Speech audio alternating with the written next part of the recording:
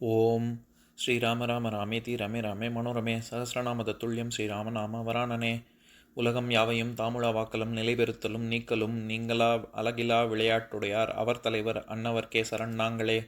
எத்திர எத்திர ரகுநாத கீர்த்தனம் தத்திர தத்திர கிருத்தமாஸ்தகாஞ்சலிம் வாஷ்பவாரி பரிபூர்ணலோச்சனம் மாருதிம் நமது ராட்சசாந்தகம். அஞ்சிலே ஒன்று பெற்றான் அஞ்சிலே ஒன்றைத் தாவி அஞ்சிலே ஒன்று ஆறாக ஆரியர்க்காக ஏகி அஞ்சிலே ஒன்று பெற்ற அணங்கைக் கண்டு அயலாரூரில் அஞ்சிலே ஒன்றை வைத்தான் அவன் எம்மை அழித்துக் காப்பான். இன்னைக்கு நம்ம கம்பராமாயணத்துல பாலகாண்டத்துல அரசியல் படலத்துல 8வது பாட்டு பார்க்க போறோம். யாவரும் வன்மை நேர் எரிந்து தீட்டலால் மேவரும் கையடை வேலும் தேயுமால் கோவுடை நெடுமணி மகுட கோடியால் சேவடி அடைந்த பொன்கழலும் தேயுமால். இதுதான் பாட்டு. இப்ப பதம் பிரிச்சு பொருள் பார்க்கலாம். யாவரும் வன்மை நேர் எரிந்து, இந்த இடத்துல எரிதல் அப்படின்னா சும்மா தூக்கி எறியறது அப்படி மட்டும் அர்த்தம் இல்ல, போர் தொடுத்தல் அப்படின்னு ஒரு அர்த்தம் இருக்கு. அதனால எதிர்த்து வரும் எவருடைய வலிமை, வன்மைனா வலிமை, எவருடைய வலிமைக்கும் ஈடு கொடுத்து நேருக்கு நேர் நின்று வெல்லும் போரை தீட்டலால் அடிக்கடி செய்வதால் ஓரமும் முனையும் மழுங்கி அவற்றை அடிக்கடி தீட்டுவதாலே. இந்த இடத்துல தீட்டுதல் அப்படின்னா நமக்கு பொதுவா நமக்கு தெரிஞ்ச அர்த்தம் மினுக்குதல் அல்ல கோதுதல் பூசுதல். ஏன்னா கண்மை தீட்டுறது அப்படின்னு சொல்றோம்ல. இது வண்ணம் தீட்டுவது, சித்தரித்தல், சொல்லுதல், அடித்தல், சாத்துதல், இந்த மாதிரி நிறைய அர்த்தம் இருக்கு. கூர்மையாக்குதல் அப்படின்னு ஒரு பொருள் இருக்கு. ஆக்சுவலா நம்ம கண்மை தீட்டுவதே நம்மளுடைய கண்ணை இன்னும் ஒரு கூர்மையா, நம்மளுடைய பார்வையை இன்னும் கூர்மையாக்கி காண்பிப்பது, பிறருக்கு காண்பிப்பதற்காகத்தான் நம்ம கண்மையே வைக்கிறோம். அதனால கண்மை தீட்டுவது அப்படின்னு சொல்றோம். அதனால இந்த இடத்துல தீட்டுதல் அப்படின்னா ஆயுதங்கள் எல்லாம் கூறு செய்யுதல் அப்படிங்கிற பொருள்ல வருது. மேவரும் கையடை வேலும் தேயும். மேவுதல் அப்படின்னா விரும்புதல். நான் ஏற்கனவே சொல்லியிருக்கேன்னு நினைக்கிறேன். அதாவது இந்த நூற்பா, தொல்காப்பிய நூற்பா கூட இருக்கு, நம்பும் மேவும் நசையாகும்மே அப்படின்னு. அதாவது நம்பு மேவு அப்படிங்கிற சொல் நசையை குறிக்கும். நசைனா விருப்பம்னு அர்த்தம், அதை குறிக்கும் அப்படின்னு.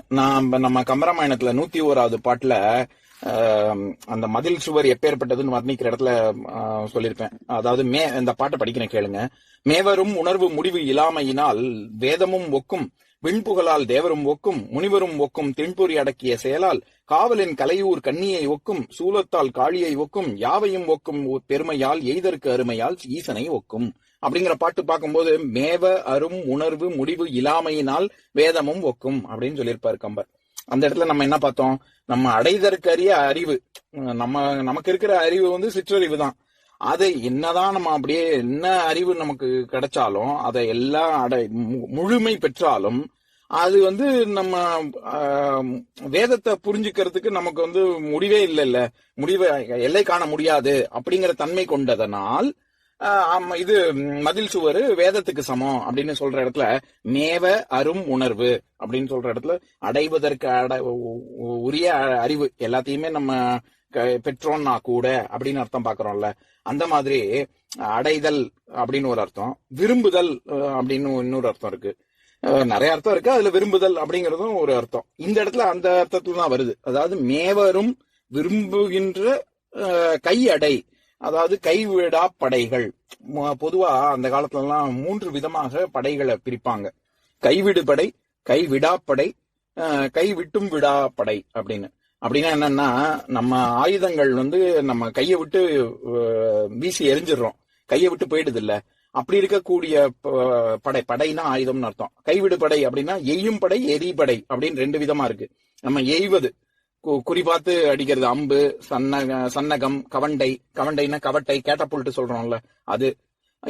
இதெல்லாம் கையை விட்டு போயிடும்ல. ஒரு திருப்பி அடிக்கணும்னா இன்னொரு கல் எடுத்து வைக்கணும்ல, இன்னொரு அம்பு தொடுக்கணும், அந்த மாதிரி தானே. அதே மாதிரி எரிப்படை, இப்ப விட்டேறு, குந்தம், தோமரம், அதாவது ஈட்டி நம்ம சொல்றோம்ல, ஈட்டியை ஒன்ஸ் விட்டு எரிஞ்சாச்சுன்னா திருப்பி அந்த போய் ஒண்ணு அந்த ஈட்டியை எடுத்துட்டு திருப்பி சண்டை போடணும், இல்லாட்டி வேற ஒரு ஈட்டியை கைவசம் வச்சிருக்கணும். கையை விட்டு போயிடுச்சுன்னா போனது தானே. அதனால இதெல்லாம் கை விடும் படை. கை விடாப்படை அப்படின்னா அதாவது வேல், சூலம், அந்த மாதிரி குத்தக்கூடிய, அது 4 வகை படை உண்டு. குத்துப்படை, வெட்டுப்படை, அடுபடை, தடுபடை அப்படின்னு. குத்தக்கூடிய படை வேல், சூலம், அது மாதிரி. வெட்டுப்படை அப்படின்னா வாள், கோடரி, இதெல்லாம் கையை விட்டு போகவே போகாது. வாள் எப்பவுமே கையோட an extension of a hand அப்படின்னு சொல்லுவாங்க. அந்த மாதிரி இருக்கக்கூடியவங்க தான் மாவீரர்களா இருப்பாங்க. அவங்களுக்கு வாள் எது கை எதுன்னு தெரியாத அளவுக்கு வாழை பிடிச்சு வச்சிருப்பாங்க அப்படின்னு சொல்லுவாங்க. அதனால இதெல்லாம் அந்த வாள், கோடரி, வேல், சூலம் இதெல்லாம் கையை விட்டு போயிடாது. அதே மாதிரி தண்டம், உலக்கை, அப்புறம் கிடுகு, தோல், மாவட்டனம் இதெல்லாம் தடுக்கும் படை. இது எல்லாமே கை விடாப்படை. விட்டும் விடாப்படைன்னு ஒண்ணு இருக்கு. அது என்னன்னா நம்ம பூமராங் அப்படின்னு சொல்றோம்ல, இங்கிலீஷ்ல பூமராங் சொல்றோம்ல, அதுக்கான தமிழ் சொல் வளரி இல்லாட்டி வலைத்தடி, அதுதான் பூமராங். அந்த வலைத்தடி, வளரி இதெல்லாம் விட்டும் விடாத படை. அப்படின்னா என்ன, நம்ம கையை விட்டு போயிடும், ஆனா திருப்பி கைக்கு வரும். அப்படி இருக்கக்கூடிய ஆயுதங்கள். நம்ம விஷ்ணு கையில இருக்கக்கூடிய சக்கராயுதமும் அப்படித்தான். அதாவது விட்டு எரிஞ்சா திருப்பி நம்மள்ட்ட வரும். அதை வாங்கக்கூடிய தன்மையும் திறமையும் நம்மள்ட்ட இருக்கணும், இல்லாட்டி நம்மளையே அறுத்துரும் அது. அதனால இந்த மாதிரி 3 இருக்குல்ல. இதுல கை அடை வேலும் அப்படின்னு சொல்றாரு. அப்படின்னா கைக்கு, அதாவது விரும்புகின்ற கைவிடா படைகளான வேலும் வாளும் தேயும். எந்தெந்த ஆயுதங்கள் எல்லாம் இவங்க கூர்மைப்படுத்துறாங்க, வேலும் வாளும் தேயும் அப்படின்னு, அதெல்லாம் தேயுது, அதெல்லாம் கூர்மைப்படுத்துறாங்க அப்படின்னு சொல்றாரு. கோவுடை நெடுமணி மகுட கோடியால். கோ அப்படின்னாலே அரசன் அப்படின்னு அர்த்தம். அதனாலதான் நம்ம எல்லா உயிர்களுக்கும் அரசனான இறைவன் இருக்கும் வீட்டை நம்ம கோயில், கோவில் அப்படின்னு சொல்றோம். கோனா அரசன் அப்படின்னு அர்த்தம். அடுத்தது கோ உடை நெடுமணி மகுட கோடியால். கோடி அப்படின்னா மகுடை வரிசை அப்படின்னு அர்த்தம். அந்த அதாவது தசரதனை பாக்குறதுக்கு எல்லா மன்னர்களும் அவங்க மகுடம், நெடுமணி மகுட கோடி, சும்மா சாதாரண அரசர்கள் மட்டும் இல்ல, அவங்க ஒரு பெரிய வரிசையே இருக்கும். நீண்ட மணி மகுட, அந்த மகுடங்கள் அவன் எல்லாரும் தசரதனோட காலில் விழுவாங்க அப்படின்னு சொல்றாரு. அதாவது சேவடி அடைந்த பொன் கழலும் தேயுமால். அந்த மாதிரி அவர் எல்லா அரசர்களும் அவன் தசரதனுடைய காலில் விழுந்து வணங்குறதுனால அவர்களுடைய மகுடங்கள்லாம் அவனுடைய காலில் இருக்கக்கூடிய வீரக்கழல்கள்ல பட்டு அந்த கழலும் தேய்கிறது அப்படின்னு சொல்றாரு. இப்ப நம்ம இந்த பாட்டுல இருக்கக்கூடிய நயங்களை பார்க்கலாம்.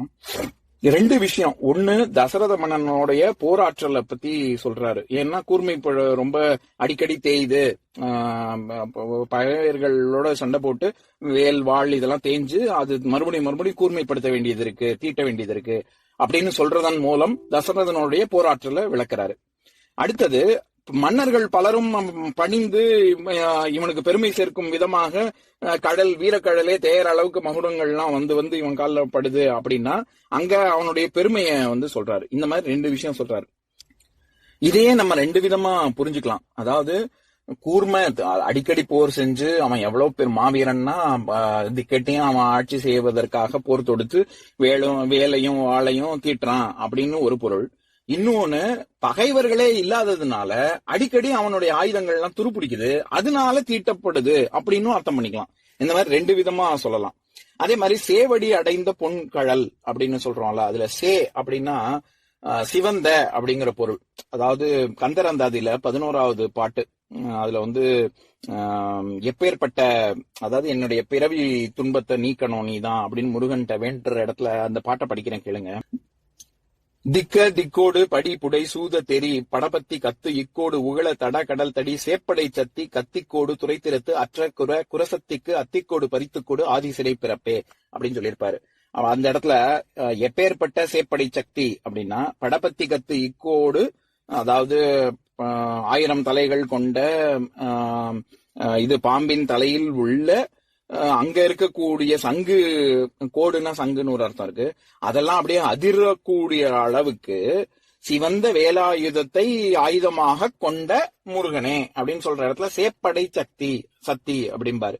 சிவந்த படைன்னா நான் ஆயுதம்னு சொன்னேன்ல, அதனால எப்பேற்பட்ட ஆயுதம், சிவந்த ஆயுதம் அப்படின்னு சொல்ற இடத்துல அதனால சே அப்படின்னா சிவந்த அப்படின்னு அர்த்தம். நம்ம பொதுவாவே இப்ப என்ன சொல்றது, இறைவனுடைய திருவடிய நம்ம சேவடின்னு சொல்லுவோம். அது ஏன்னா நான் ஏற்கனவே சொல்லியிருக்கேன்ல, நம்ம ஹிந்து தர்மத்தின்படி, சனாதனத்தின் படி நம்ம எப்பவுமே கைகள், இறைவனுடைய கைகள், கால்கள் இது எல்லாமே தாமரை இருக்கும்னு சொல்லியிருக்கேன்ல. தாமரையானதான் வர்ணிப்போம். இதே தாமரை, பாத கமலம், எல்லா இடத்துலயுமே தாமரை தான். ஏன் தாமரையை சொல்றோம் அப்படின்னு சொல்லியிருக்கேன். அதாவது அதுதான் நம்ம இந்த பற்று நீங்குதல். எப்படி தாமரை தான் அதுக்கு அடையாளம். இதுக்குள் இந்த முக்குணங்களின் தாக்கத்திற்குள்ள நம்ம இருக்கோம். இது இந்த முக்குணங்கள் படைத்ததும் அவன் தான். ஆனா அதனுடைய தாக்கத்திலேருந்து அவன் மீண்டு இருக்கான். அவன் வந்து வீடு முக்தி கொடுக்கக்கூடிய தன்மை அவன்கிட்ட இருக்குங்கிறத பிரதிபலிக்கும் விதமா தான் தாமரை இருக்கும். எதுக்கு இதை சொல்ல வரேன், அது வந்து சேவடி அப்படின்னு நம்ம திருவடியை ஏன் சொல்றோம் அப்படின்னா, நம்ம செந்தாமரை பாதங்கள், அந்த செந்தாமரை பாதங்கள் அப்படிங்கிற தாமரை எப்படி சிவந்திருக்கு அப்படின்னு வர்ணிக்கிறதுக்காக தான் சேவடின்னே நம்ம சொல்றோம். அது மாதிரி இந்த இடத்துல சேவடி அடைந்த பொன்கழலும் தேயுமால் அப்படின்னா நம்ம வந்து அவனுடைய அவ்வளவு கருணை கொண்டவன் அப்படின்னு சொல்ல வராரு. இப்போ பொதுவாவே நம்ம கொடுத்து கொடுத்து சிவந்த கரங்கள் அப்படின்னு சொல்றோம்ல, கரங்கள் எப்படி கொடுத்து கொடுத்து சிவந்த கரங்களா இருக்குமோ அந்த மாதிரி திருவடி, இறைவனுடைய திருவடி கருணை புரிந்து நான் வந்து நானே சரண் அப்படிங்கறத உணர்த்தக்கூடிய திருவடிங்கிறதுனால சேவடி அப்படின்னு சொல்றோம். அதே மாதிரி வேலும் கழலும் அப்படின்னு வர்ற இடத்துல எதை குறிக்குது அப்படின்னா, ஏற்கனவே நான் சொல்லியிருக்கேன், தொல்காப்பியத்துல சொல்லதிகாரத்துல இடையல்ல எச்சம் சிறப்பே ஐயம் எதிர்மறை முற்றே எண்ணே தெரிநிலை ஆக்கம் என்று அப்பாலிட்டே உண்மை சொல்லே அப்படின்னு நூற்பா இருக்கு. அதுல 8 விதமா இருக்கு. நான் ஏற்கனவே உதாரணம் சொல்லியிருக்கேன், இருந்தாலும் இன்னொரு தடவை சொல்றேன். எச்ச உண்மைங்கிறது மீதம் இருப்பதை சொல்றது. அங்கே மிருகங்களோடு பறவைகளும் இருந்தன அப்படின்னு சொன்னா அந்த இடத்துல பறவைகளும் அப்படிங்கிறது எதை குறிக்குது? மிருகங்கள் மட்டும் இல்ல, எல்லாம் மிச்சம் இருக்கிற பறவைகள் அதுவும் இருக்கு அப்படின்னா அந்த இடத்துல எச்சத்தை குறிக்கக்கூடியது. அடுத்தது சிறப்பு. கம்பன் வீட்டு கட்டுத்தறியும் கவி பாடும் அப்படின்னா கம்பனுடைய பெருமையை சொல்லக்கூடிய விஷயமா கட்டுத்தறி கூட கவி பாடுது அப்படின்னு நம்ம சொல்றோம்ல, அதுவும் கூட அப்படின்ற இடத்துல அது சிறப்பு உண்மை. ஐய உண்மைன்னா இதுவாவும் இருக்கலாம் அதுவாவும் இருக்கலாம் அப்படின்னு, இவரும் நன்றாகவே பாடுவார் என்று நினைக்கிறேன் அப்படின்னா மத்தவங்களோட ஒப்பிடும் போது இவரும் பாடுவார்னு தான் நான் நினைக்கிறேன், அவங்கள மாதிரி பாடுவாங்கன்னு தான் நினைக்கிறேன் அப்படின்னு சொல்ற இடத்துல ஐயப்பாட குறிக்கும். எதிர்மறையிலையும் வரும். இவன் அவ்வப்போது படிப்பதும் உண்டு அப்படின்னா என்ன அர்த்தம்? படிக்கிறதே இல்லைன்னு அர்த்தம், அப்பப்பதான் படிப்பான்னு அர்த்தம். அந்த மாதிரி எதிர்மறையிலையும் சொல்லலாம். முற்றுமை, நான் ஏற்கனவே மூவேந்தர்களும் வந்தனர் அப்படிங்கிற இது உதாரணம் சொன்னேன்ல, அதே மாதிரி 18 பட்டிக்கும் இவர் தான் நாட்டாம அப்படின்னு சொன்னா 19வது பட்டின்னு ஒண்ணு இல்ல, இருக்கிற எல்லா பட்டி மொத்தமே 18 கிராமங்கள், அதுக்கு ஒரு தலைவர், அந்த நாட்டாம இவர் தான் அப்படின்னு சொல்ற இடத்துல 18 பட்டிக்கும் அப்படின்னு சொல்ற வந்து முற்றுமை. எண்ணுமை, அது வந்து தமிழிலும் கன்னடத்திலும் தெலுங்கிலும் மலையாளத்திலும் ஹிந்தியிலும் இவர் சரளமாக பேசுவார் அப்படின்னா அங்க வரிசையா அடுக்கிட்டே வரேன் ஒவ்வொரு மொழியா, அதனால அது எண்ணுமை. தெரிநிலை உண்மைங்கிறது இது ரொம்ப ஆராய்ச்சி பண்ணி சொல்லக்கூடிய, இது பாம்பாகவும் இருக்கலாம் வெறும் கயிறாகவும் இருக்கலாம் அப்படின்னு. அந்த இடத்துல இது வந்து ஐயப்பாடு கிடையாது, இது வந்து அவர் பார்த்துட்டு அதுக்கப்புறம் பாம்பாவும் இருக்கலாம் கயிறாவும் இருக்கலாம் வெறும் கயிறா கூட இருக்கலாம் அப்படின்னு சொல்ற உண்மை வந்து வந்து தெரிநிலை. இறுதியாக ஆக்கம்ங்கிறது, இப்ப நான் பாடும் பாடல் நல்லா இருக்கா அப்படின்ற இடத்துல பாடும் அப்படிங்கிறது பாடல் அப்படிங்கிற ஒரு செயலை பண்றது ஒரு ஆக்கப்பூர்வமான ஒரு விஷயம், அந்த இடத்துல ஆக்க உண்மை. இது எதுக்கு இந்த வித்தியாசம் நம்ம தெரிஞ்சுக்கணும்? இப்ப நம்ம பாட்டுல வேலும் கழலும் அப்படிங்கிறது இந்த 8 விதத்துல எந்த விதத்துல வந்திருக்கு அப்படின்னு கேட்டா எண்ணுமையை குறிக்கும். ஏன்னா இந்த இடத்துல வேலும் அப்படிங்கிறது வெறும் வேலை மட்டும் அவர் சொல்லல, வேல் மட்டும்தான் இது தேயுது அதை மட்டும்தான் கூர்மையாக்கணும் அப்படின்னு நான் சொல்றாரு கம்பரு இல்ல. அந்த இடத்துல அவர் எல்லா கை அடை படைகள் எல்லாத்தையுமே சொல்றாரு. அதாவது நான் சொன்னேன்ல, குத்துப்படை வெட்டுப்படை அடுபடை தடுப்படை இது எல்லா ஆயுதங்களையுமே மொத்தமா சொல்றாரு. வேலும் சூலமும் வாளும் கோடரியும் தண்டமும் உலக்கையும் கிடுகும் தோலும் வட்டனமும் அப்படின்னு எல்லாத்தையும் சொல்லாம வேலும் அப்படின்னு சொன்னா அது மத்த எல்லாத்தையுமே அடக்கும் அப்படிங்கறதுனால அப்படி சொல்றாரு. அப்ப கழல் அது கையில அடக்கக்கூடிய ஆயுதங்கள் புரியுது. அப்ப கழலும் அப்படின்னு காலுக்கு சொல்றது அதுவும் எண்ணுமைதான். அது அப்ப கழலும் அப்படிங்கிறது எதை குறிக்கும் அப்படின்னா தசரதன் காலில் அணியக்கூடிய ஆபரணங்கள் எல்லாவற்றையும் குறிக்கும், அதோட சேர்த்து கழலும் தேயுது அப்படின்னு சொல்றாரு. அதனால இது ரெண்டுமே வந்து எண்ணுமைதான். அடுத்தது இப்ப அதாவது உபலட்சணம் அப்படின்னு சொல்லுவாங்க. இந்த மாதிரி ஒரு விஷயத்த, இது வந்து சமஸ்கிருதத்துல உபலட்சணம், தமிழ்ல வந்து இனங்குறித்தல் அப்படின்னு சொல்லுவாங்க. அப்படின்னா என்னன்னா, நன்னூல் நூற்பா இருக்கு இனங்குறித்தலை பத்தி விவரிக்கிற ஒரு நூற்பா, ஒரு மொழி ஒழிதன் இனங்கொளர்க்கு உரித்தே அப்படின்னு. அப்படின்னா என்னன்னா, ஒரு பெயர் சொல்லோ வினை சொல்லோ இடைச்சொல்லோ உரிச்சொல்லோ இந்த அது எதோ குறித்து வரணுமோ அது வராம அதோட இனத்தையே மொத்தமா சொல்லக்கூடியது அப்படின்னு. அந்த மாதிரி இந்த இடத்துல வேல்ங்கிறது வேல் மட்டும் இல்ல, அதனுடைய இனமான கையடை படைகளான எல்லாவற்றையுமே குறித்து வருது. அது மாதிரி கழல் அப்படிங்கிறது கழலை மட்டும் குறிக்கல, அது சம்பந்தப்பட்ட எல்லா கால்ல அணியக்கூடிய ஆபரணங்களையும் சேர்த்து வருது அப்படிங்கறதுனால இது இனங்குறித்தல் அல்லது உபலட்சணம். அதுக்கு உதாரணம் சொல்லணும்னா, இப்ப கதிர்வேல் வெற்றிலை தின்றான் அப்படின்னா அவன் வெத்தலையை மட்டுமா சாப்பிட்டான்? அந்த வெத்தலையோட சேர்ந்த அதனுடைய இனமான சுண்ணாம்பு, பாக்கு எல்லாம் தானே சாப்பிட்டான். ராமன் சோறு உண்டான் அப்படின்னா வெறும் அரிசி வெறும் அரிசி சோறையா மட்டுமா யாராவது சாப்பிட முடியுமா? குழம்பு, ரசம், தயிர், அப்பளம், அதுக்கு இனமான எல்லாவற்றையும் சேர்த்து கொண்டுதானே அவன் சாப்பிட்டான். அப்ப மொட்டையா சோறு உண்டான் அப்படின்னா அது எல்லாம் நம்ம புரிஞ்சுக்கிறோம்ல. இந்த மாதிரி சொல்றதுதான் இனங் குறித்தல் அல்லது உபலட்சணம். அந்த மாதிரி இங்க வேலும் கழலும் அப்படின்னு சொல்றது உபலட்சணம். இப்ப நான் பாட்டை இன்னொரு தடவை படிக்கிறேன் கேளுங்க. யாவரும் வன்மை நேர் எரிந்து தீட்டலால் மேவரும் கையடை வேலும் தேயுமால் கோவுடை நெடுமணி மகுட கோடியால் சேவடி அடைந்த பொன்கழலும் தேயுமால். இன்னொரு நாள் இன்னொரு பாட்டு பார்க்கலாம்.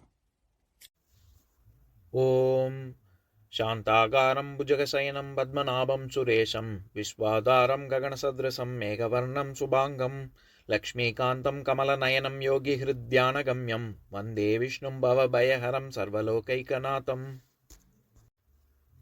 உம்பரோடு இம்பர்காரும் உலகம் ஓர் ஏழும் ஏழும் எம்பெருமான் என்று ஏத்தி இறைஞ்சி நின்று ஏவல் செய்ய தம்பியரோடும் தானும் தருமமும் தரணி காத்தான் அம்பரத்து அனந்தர் நீங்கி அயோத்தியில் வந்த வள்ளல். ஓம் பூர்ணமத பூர்ணமிதம் பூர்ணாத் பூர்ணமுதஸ்யதே பூர்ணஸ்ய பூர்ணமாதாய பூர்ணமேவாவசிஷ்யதே. ஓம் சாந்தி சாந்தி சாந்திஹி.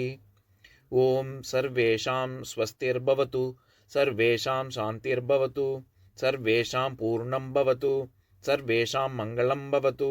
ஓம் சாந்தி சாந்தி சாந்திஹி. ஓம் சர்வே பவந்து சுகினஹ சர்வே சந்து நிராமயாஹ சர்வே பத்ராணி பஷ்யந்து மா கஷ்சித் துக்கபாக் பவேத். ஓம் சாந்தி சாந்தி சாந்திஹி.